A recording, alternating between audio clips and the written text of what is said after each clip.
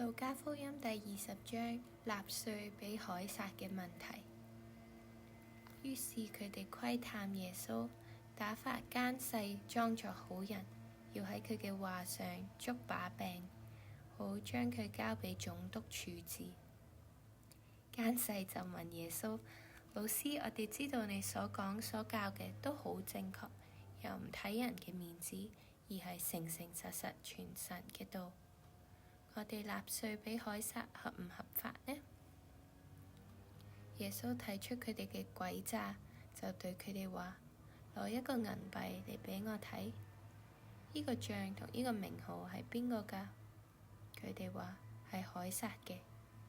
耶穌對佢哋話：咁樣凱撒嘅歸凱撒，神嘅歸神。佢哋無法當住百姓喺佢嘅話上捉到把柄，又因為佢嘅對答而驚訝，就閉口不言啦。